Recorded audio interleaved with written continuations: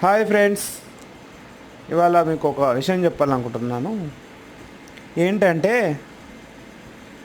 మీరు అంటే ఆడవాళ్ళైనా మగవాళ్ళైనా ఎవరైనా సరే స్నేహితులను ఎలాగ మీరు వెతుకునే వాళ్ళు అంటారంటే, కొంతమంది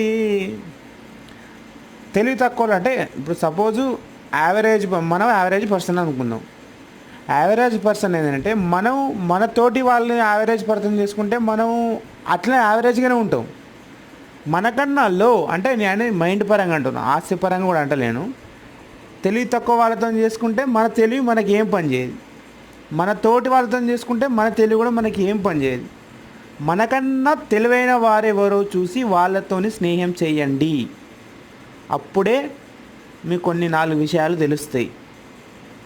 లేదంటే ఇక మీరు యావరేజ్ అనుకుంటే మీ జీవితం మొత్తం యావరేజే ఉంటుంది.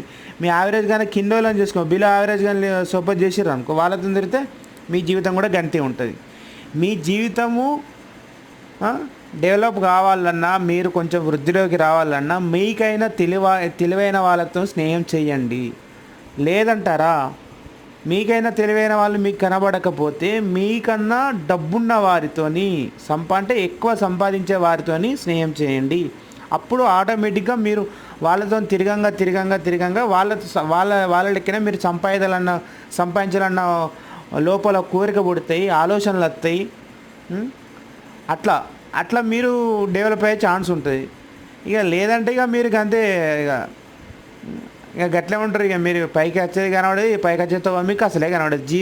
మీ జీవితం గడిచిపోయి అయిపోతుంది, కానీ మీరు పైకి వచ్చేతో కనబడదు. లేదంటే ఫస్ట్ మీ నాలెడ్జ్ పెంచుకోండి. ఈ 2 కాకపోతే ఇక తలకాయ ఆలోచన గుజ్జన్న కొద్దిగా పెంచుకునే ప్రయత్నం చేయరు. అర్థమైందా?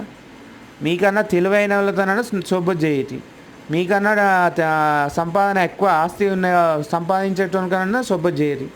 ఇక అవి 2 కాదంటే కనీసం మీ తెలివన్న పెంచుకునే ప్రయత్నం మీరు చేయరు.